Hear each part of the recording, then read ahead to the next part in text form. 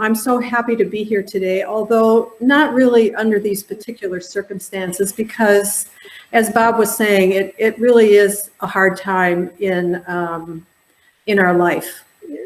It's a once in a century experience that we're having right now, and none of us are probably going to live that long. I have a candle here. It's lit. I don't know if you can tell that, but I like to have a candle when I do these kind of presentations, just as a way of focusing our attention on our hearts. And so here we are, talking about our grief, and I have my candle.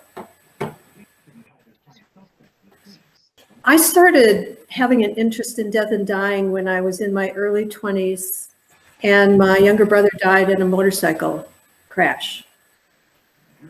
Then a few years ago, my younger sister died of pancreatic cancer within 2.5 months of being diagnosed.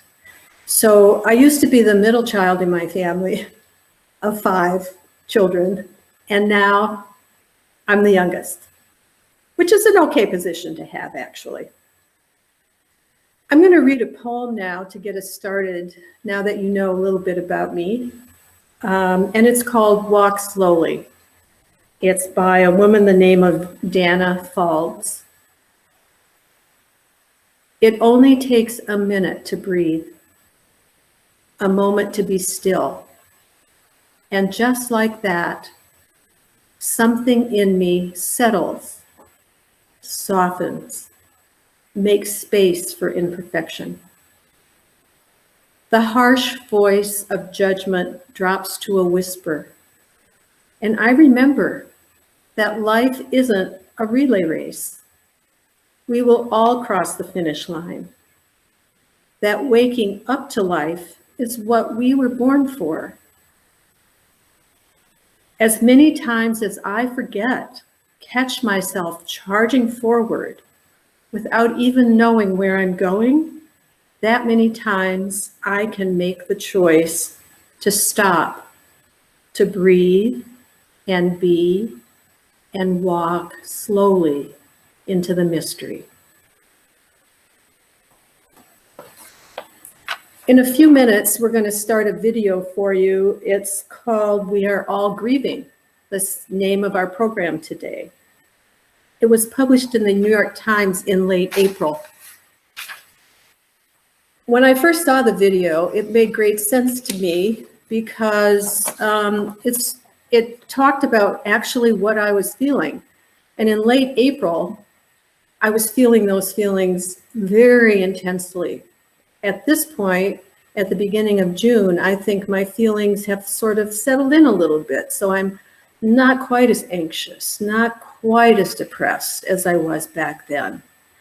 And I want to say that each of us have had our own experiences in our lives with loss and grief. Loss and grief are intimately connected. And what I have found since I've been in this period of everything I've lost from the pandemic so far, I haven't lost my life, but I've lost a lot of other things that I share with you all, that my feelings of grief for my sister have been coming up. So I sort of thought, well, you know, she's been gone for almost 3 years. She died around Thanksgiving in 2017.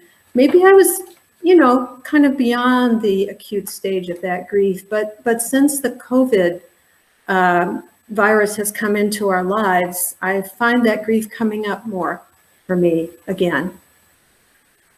I'm also aware that I'm feeling a grief for our community that has been exacerbated now by what's going on, the death of Mr. George Floyd and the peaceful protests that have become violent. Not the peaceful protests, I don't grieve those, I honor those, but I think the violence, the looting, the rioting, I get that that's anger, some of it. And some of it is, I don't know. I don't understand. Anyway, we are going to watch this video now, and we all have so much to grieve. I think that what I'd like to do is invite you to watch the video and just let in your mind and heart, whatever comes up, let it come up. It'll be there for you. Okay, Bob, you want to? At some point, probably every single one of us will know at least one person who died from coronavirus. I have been in self-imposed isolation with my husband. We are part of the at-risk population. I think we are, many of us, experiencing a deep sense of anxiety. It's not just about the physical death. I think it's also the death or the loss of the world that we've known, the loss of a sense of predictable future. Life is lived in the details. So when people mourn or grieve or experience losses, and they say, I had this trip planned, I had this talk planned, I had this date planned, you don't know the meaning behind the event. One person just says it was a date, and you think, oh, a date. But behind that date may be years of loneliness that we're finally, hopefully, maybe going to change. And it's that what people are mourning. They're not just mourning the event. They're experiencing the grief over what that event meant or means for them. There's one more grief. It's the loss of touch. I mean, you know, there's this video on social that is just gone all over the world with this father and his little son is running over to him. The father is telling him, don't touch.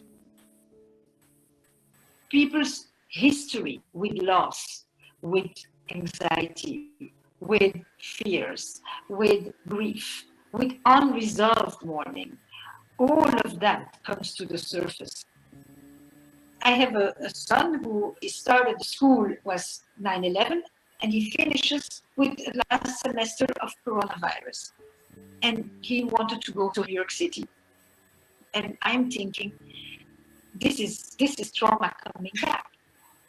I am a child of 2 Holocaust survivor parents who are the sole survivors of their entire family.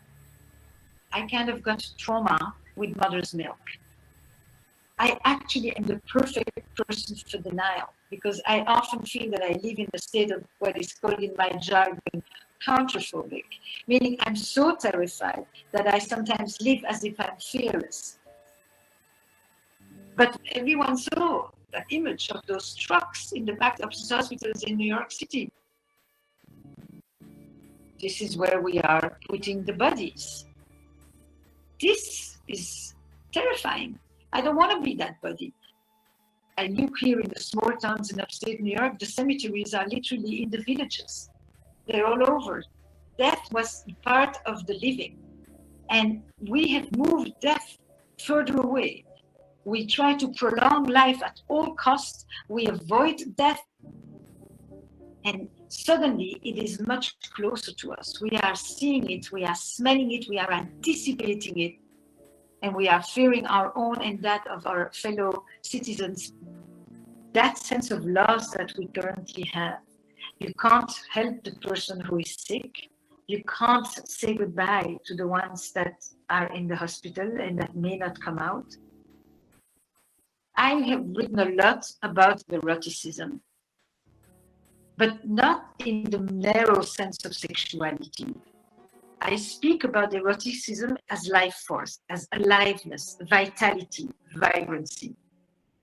That power that functions as an antidote to death or deadness. It's okay for people to talk about other things, to laugh, to actually laugh out loud with some of the videos that are circulating that are just so funny.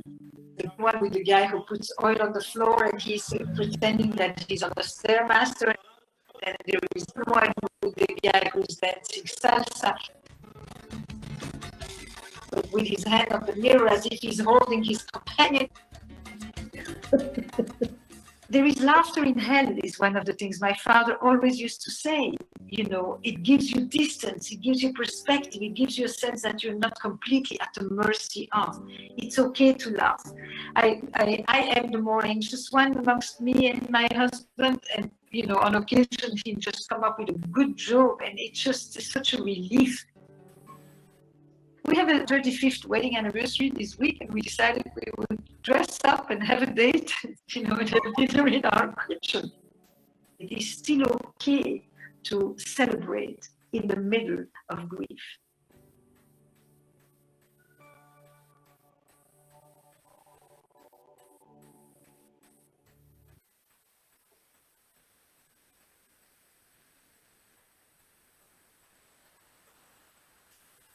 Thank you.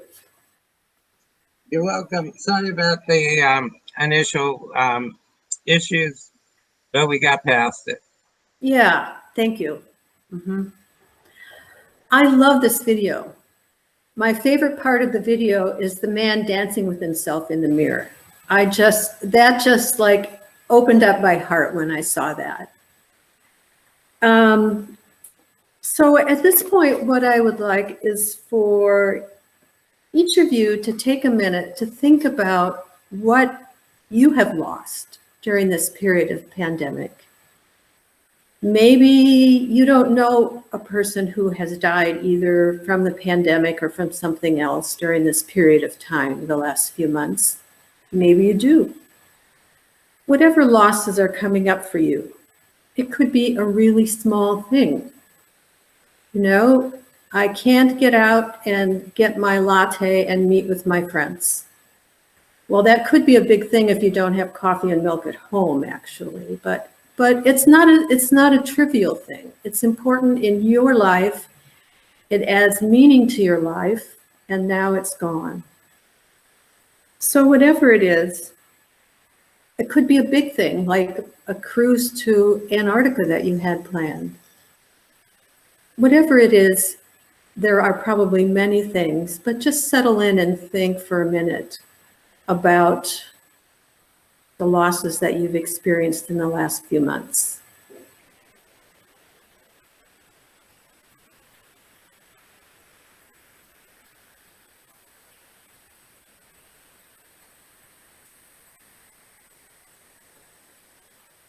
Okay, well, I'll go. You know, hopefully that'll encourage other people to speak up. Sure. I have a cousin that I've been very close to, and she's currently extremely ill and in an intensive care unit, and it's very hard that I can't go and visit her because I'm not immediate family.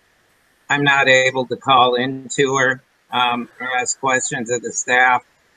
And just the loss of flexibility to be more involved with this besides texting my other cousins is something that I feel like I've lost. Mm-hmm. Mm-hmm.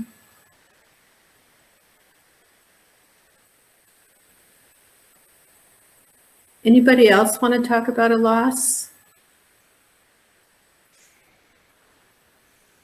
Well, I do feel a sense of helplessness right now on a number of levels. What Bob was saying is an example. And some of them are, I mean, certainly the response to the police shootings and violence has been difficult. I certainly have no appetite to go march in Seattle right now. And the enormity of what's going on is overpowering. And then on the sort of other side of the coin, in the last week, my daughter had a baby, and I would really like to hug that little guy, but that's not going to happen. And the Kaiser folks tell me I can't get a test because I don't have symptoms. So we'll see how that all works out. But right now, it's FaceTime for us. That's a loss. Mm-hmm. My loss has been there have been several, I think, but one I think about mostly is my friend Anne, who is next door to me, within spitting distance, if you will. And she can't come out because she's quarantined over at that house. So we talk on the phone, but that's not nearly what we used to do, which was at least once a week to go to the movies, and take walks, and go to all the stuff at the senior center together, walking. I miss being with her a great deal. Mm-hmm. And I miss being with Sheila. And I miss being my Thursday rocking group and my karaoke group and my the marketing committee, and just hanging out with y'all. So one day it's going to be some big hugs coming your way. Yeah. Yeah. Amen. Amen. Mm-hmm. So a lot of people are reporting that they miss the socialization and the connection, the intimacy of being face to face with people. And yeah, I understand that too. So thank you, everybody who shared. Did we get everybody who wanted to speak? Okay. So I want to talk a little bit about what grief looks like in us. And, you know, there are certain things that are normal feelings, unusual feelings that we might have in grief, such as being unable to sleep, loss of appetite, or overeating, unable to focus on things, being a little more forgetful than we usually are at our age, exhaustion from carrying all that anxiety. I know for me that for several nights in a row, I was hardly able to sleep. And then I was really exhausted and couldn't remember a thing. So that was how I found myself grieving. And in addition to the stages of grief that you know, we're all of an age when we probably remember when Elizabeth Kubler-Ross came on the scene and made such a big splash with her stages of grief. The thinking about those stages of grief now are that they're not really a linear stage process. They're kind of a circular process. And so we don't necessarily go from denial to anger to whatever else, finally getting to acceptance, and then we're done. That's not how grief works. Grief kind of ebbs and flows in us. And I think that this trauma of going through the pandemic will be with us for the rest of our lives, and it will carry it in our bodies. I do believe that grief is huge losses are carried with us in our bodies for our life, which I think is manifested by the fact that I've been thinking a lot about my brother and my sister since the pandemic arrived on our doorstep. Also, grief experts now talk about complicated grief. And complicated grief is grief that involves a suicide, possibly a homicide, loss of a child. I'm thinking now about Joe Biden. I don't know if any of you heard his speech this morning. That was incredible. And when he talks about his grief, you can see that he carries it in his body. He tears up, his face turns red, he starts to tremor a little bit, that he's not, I mean, he's through the major part of his grief, but it still lives in him. And that's how one kind of complicated grief manifests itself. I think in this situation that our grief is complicated because at least initially, I didn't feel safe at all in my life. I'm assuming that that was a generalized feeling. I could be wrong about that. But I've come to feel safe and feel really lucky that I live in a community where we've had very little incidents of COVID-19. And so that allows me to sort of back away a little bit from that sense of safety. But there are many people who have had a loved one die recently from COVID or something else, and they're unable to memorialize that person in a traditional way. Where are the hugs? Another part of the trauma that we're living through is that we're getting real mixed messages from our government. You know, the scientists will say one thing and the president will say something else, and thank goodness for our governor who seems to have a steady hand on things. But it makes it very difficult to cope when things are changing up all the time. So I see it's 12 o'clock now. I'm going to just carry on a little bit further because we got a little bit of a late start with the video. Yeah, no, that's okay. That we're scheduled until 12:30. So. Oh, okay. Good. Yeah. Okay. Great. Thanks. Well, if you have to go out somewhere, please feel free to say so long, and we'll catch you next week. I love that the woman in the video talked about laughter and fun, and also I would add, and beauty. She did have beauty in her video also. That is so important, and we need to get that where we can. One thing I love about my husband, and we just celebrated our 50th anniversary, is that he makes me laugh. And I can put up with a lot because he makes me laugh. It's wonderful.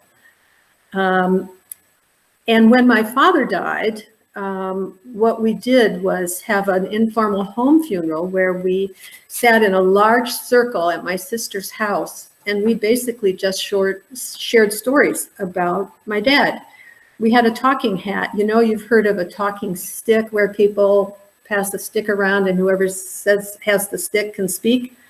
Well, my dad had a huge collection of baseball caps, and we took one of his caps, one of the cleaner ones, and passed it around, and whoever had the hat could speak. If you didn't want to speak, then you just don't take the hat.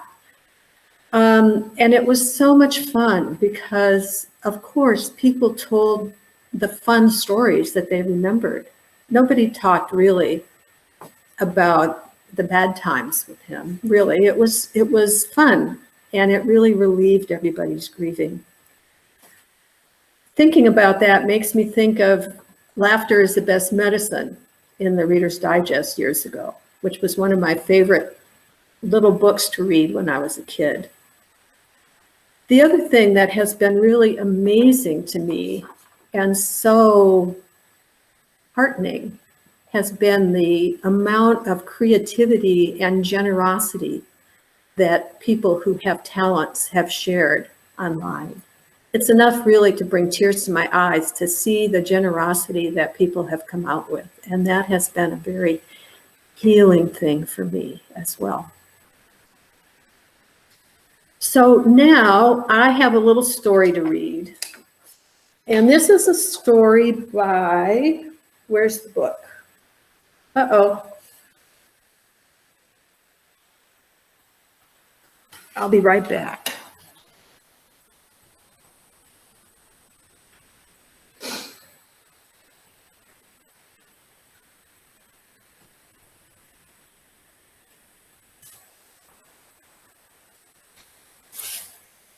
This is a brief story by Pema Chodron, who is an American Buddhist nun, and probably many of you have heard of her. And it's in her book called The Places That Scare You, which I started reading a couple weeks ago. It's been a very helpful book for me to read. So I hope you'll enjoy this story. She writes, once a cook at Gampo, Abby, was feeling very unhappy. Like most of us, she kept feeding the gloom with her actions and her thoughts. Hour by hour, her mood was getting darker. She decided to try to ventilate her escalating emotions by baking chocolate chip cookies. I have to admit, I've been around that block myself. However, she burned them all to a crisp. At that point, rather than dump the burned cookies in the garbage, she stuffed them into her pockets and backpack and went out for a walk. She trudged along the dirt road, her head hanging down and her mind burning with resentment. She was saying to herself, "So where's all the beauty and magic I keep hearing about?" At that moment, she looked up. There, walking toward her, was a little fox. Her mind stopped and she held her breath and watched. The fox sat down right in front of her, gazing up expectantly. She reached into her pockets and pulled out some cookies. The fox ate them and slowly trotted away. She told this story to all of us at the Abbey, saying, "I learned today that life is very precious. Even when we're determined to block the magic, it will get through and wake us up. That little fox taught me that no matter how shut down we get, we can always look outside our cocoon and connect with joy." So I want to invite you again to participate in this little program here and think about something in your life over the last few days or weeks that has really brought you joy, something that you might be willing to share with others. Well, I have for the first time seen adult birds feeding their fledglings in the backyard. Wow. Robins, juncos, and rufous-sided towhees. And I've never seen that before. And it's just been a joy. Congratulations. That's great. Great story. Thank you. Hi, this is Laura. I'm on the phone. I've been getting just such great joy from, where we live. And I have been walking down on the beach with my dog and we've been going ever further. And, her being a dog, she stops and sniffs and stuff like that. But that gives me a chance to just stand and look around. And, as I was standing there, some sea lions went by and I could hear them like snorting. It was just such a wonderful, quiet moment. And I just loved it. And so, the fact that I get moments like that here, that's what keeps me happy and just hopeful. Mm-hmm. Thank you. I've made a friend. Her name is Henrietta, and she's a great blue heron. And she, I haven't seen her now for the last quite a few days. I did get to see a sprinkling of her yesterday, but barely. She was flying by. But I would see her every day, and we would converse and about the ways of the world. And one day, it was really quite amazing. This is down by the waterfront, down by docks, down in that area, that part of the waterfront. And anyway, she was down there holding forth and fishing and so on and so forth. But along came a couple of ducks. One was a harlequin duck, and the other one was a Canada goose, which is not a duck, but Canada goose. The two of them pretty close together, just coming towards where Henrietta was. And so all pretty close to me, actually. I was up on the top by the little area where you go down from docks. Anyway, all of a sudden I'm standing there, and all of a sudden this being came up out of the water, and it was a light colored whatever, and here it was a harbor seal. It was on its back, and it must have been there, and all 4 of those creatures, and I'll create myself 5 of our creatures, stood in amazement of each other and enjoyed each other thoroughly. It was probably 5 minutes at least when all of this was taking place, and it's one of those extraordinary experiences I will have never had before, maybe never have again, but it was just absolutely marvelous. Thank you for sharing that. Great story.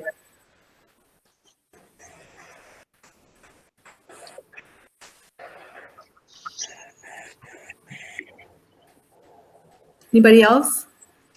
Yes, this is going to be kind of weird, but I last couple weeks, I've seen what's kind of given me joy is to see awakening in people towards and coming together against injustice. It just seemed like for years we went on. I mean, we all knew it was going on, but you know, not really out in the streets or doing anything about it. And I've seen this awakening, and it gives me a lot of hope, especially a lot of young people.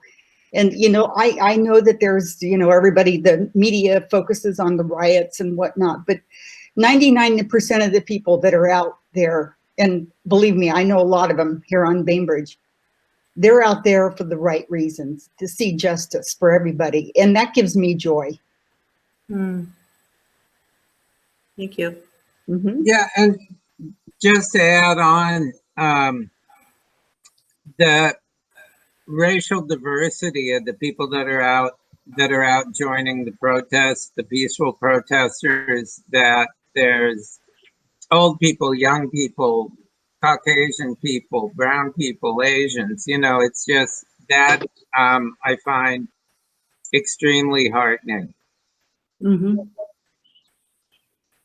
My grandson, Josh, who lives in West Seattle, was over there on Sunday, and unfortunately got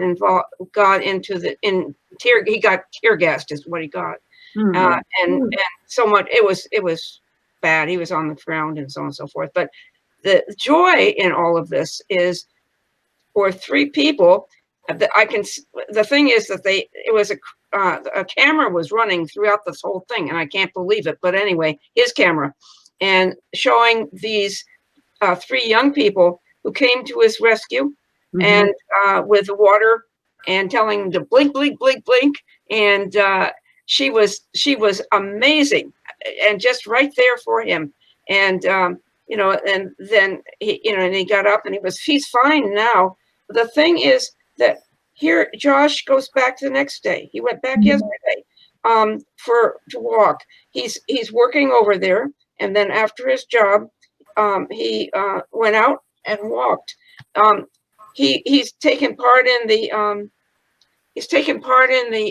cleanup. He was over there on Sunday early in the morning, scrubbing off the graffiti. You know, I'm so grateful for him and for the people that are doing all of this. You know, and last night, watching the people walking, but cleaning up as they walked back, picking up the water bottles and throwing and putting them in the garbage cans. I was just absolutely thrilled. Thank you. Thank you. Wow, that was so interesting. I lost my place.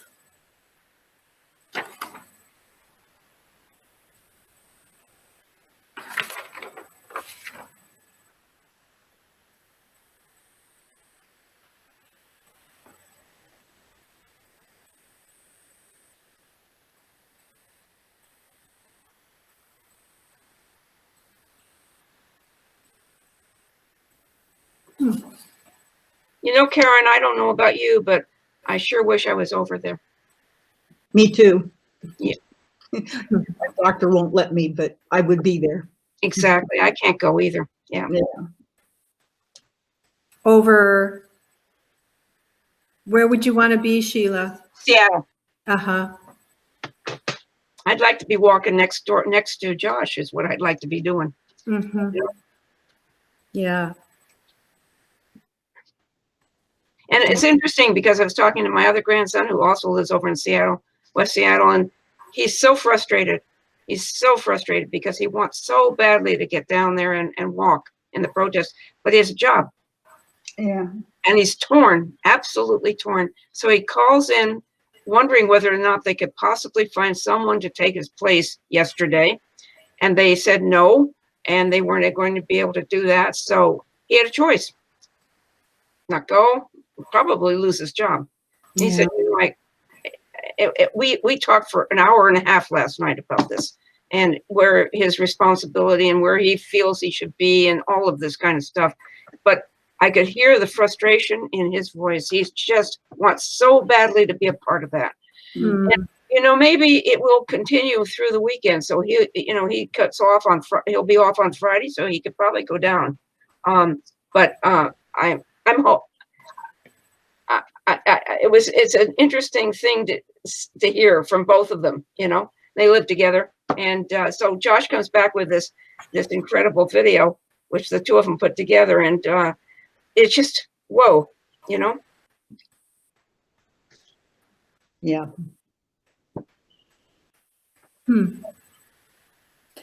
Well, I think I've lost my thread here. So I think that what's happening now for us is that we're really grieving, and definitely, and it's very difficult to be feeling grief, and we have to find laughter and fun and beauty and hope where we can find it. That's really important. So I think that one of the hopeful things is that there's so much creativity going on online related to the since COVID appeared, and to help us get through a very difficult time. And I feel really grateful for that. A lot of humor, things that I see that make me laugh, ways that we can keep our heart open. Gosh, I think I saw a video of a person, a woman, I think it was, dancing with herself. And she was dancing in front of a mirror, holding on to where her hands were, and just having a wonderful time, being safe and watching herself, which I think was just kind of an amazing expression of joy. Okay. Mm-hmm. Yeah, so I'm ready anytime. So this is a beautiful poem by A Blessing by John O'Donohue, who is an Irish priest, and he became a poet. I think he's dead now, but this is a beautiful blessing, and I thought that that this would be a good way to end our visit this morning. So yeah, you could play that now. That'd be great. This is a poem I wrote several years ago, and it's called Beannacht, which is the Gaelic word for blessing. On the day when the weight deadens on your shoulders and you stumble, may the clay dance to balance you. And when your eyes freeze behind the grey window and the ghost of loss gets into you, may a flock of colours, indigo, red, green, and azure blue, come to awaken in you a meadow of delight. When the canvas frays in the currach of thought, and a stain of ocean blackens beneath you, may there come across the waters a path of yellow moonlight to bring you safely home. May the nourishment of the earth be yours. May the clarity of light be yours. May the fluency of the ocean be yours. May the protection of the ancestors be yours. And so may a slow wind work these words of love around you, an invisible cloak to mind your life.